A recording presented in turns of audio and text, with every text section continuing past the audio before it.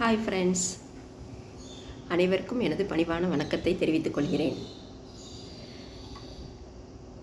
பகவத்கீதையின் 14 அத்தியாயங்கள் நாம் முடித்துவிட்டோம். இப்பொழுது இன்னும் 4 அத்தியாயங்கள் இருக்கின்றன. 15, 16, 17, 18. என் பெயர் லதா கண்ணன். ஆக்சுவலி நான் எம்காம் பிஎட் படிச்சிருக்கேன். Commerce lecturer. எனக்கு ஆன்மீக சிந்தனையில் ஈடுபாடு உண்டு. விஷ்ணு சஹஸ்ரநாமம், திருப்பாவை, இது எல்லாம் எனக்கு முன்பே தெரியும். பகவத்கீதையில் ஒரே ஒரு ஸ்லோகம், பகவத்கீதையின் 18வது ஸ்லோகம் மட்டும் தெரியும்.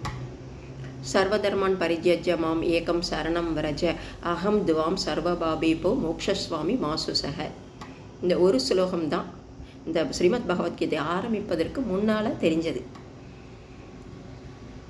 மோக்ஷஸ்வாமி மாசுசகன்னா கிருஷ்ணர் என்ன சொல்கிறார் அதில்? என்னை சரணடைந்தால் உங்களை நான் காப்பாற்றுகிறேன், மோட்சத்துக்கு அனுப்புகிறேன்னு அவர் சொல்லலை. என்ன நீங்கள் சரணடைஞ்சிங்கன்னா உங்கள்கிட்ட இருக்கிற பொருட்களை பத்திரமாக வச்சுக்கோங்க, ப்ளஸ் அதிகமாக என்னென்ன தேவையோ அதை கூட நான் உங்களுக்கு கொடுக்குறேன்னு அவர் சொல்கிறார். ஆனால் கொஞ்சமே அதை தவறுதலாக மோக்ஷஸ்வாமி மாஸ்டர் மோட்சம் கொடுத்துருவார் அப்படின்னு சொல்கிறாங்க. மோட்சம் கொடுக்கறது அதெல்லாம் இதில் அசல் கிடையாது. அப்படி பார்த்தோம்னா ஸ்ரீ ஆதிசங்கரர், பராசரப்பட்டர், ராமானுஜர், ஆச்சாரியர்கள் நிறைய இதற்கு முன் ஜென்மத்தில் வாழ்ந்து நிறைய கருத்துக்களை கொடுத்து சென்றிருக்கிறார்கள்.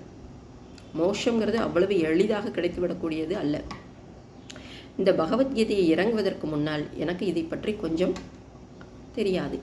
இப்பொழுது நான் அதை பற்றி சுருக்கமாக கொஞ்சம் கொஞ்சம் தான் உங்களுக்கு கொடுக்கிறேன். ஒரு பகவத்கீதை என்பது ஒரு பெரிய கடல்.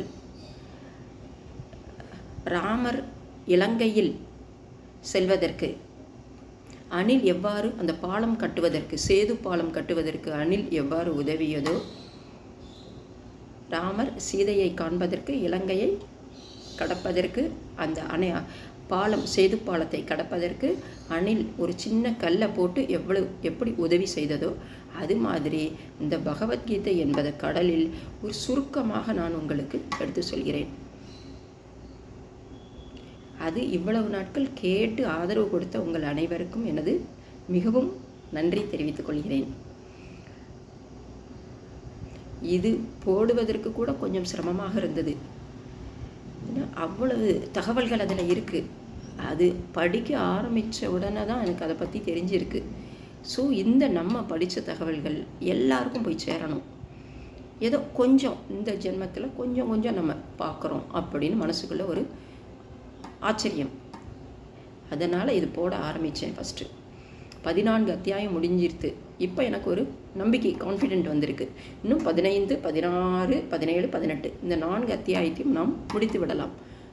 கொஞ்சம் அதை பற்றி பகவத்கீதை என்னால் என்ன என்று தெரிந்து கொள்ள, இதன் மூலம் அனைவரும் தெரிந்து கொள்ள முடியும்.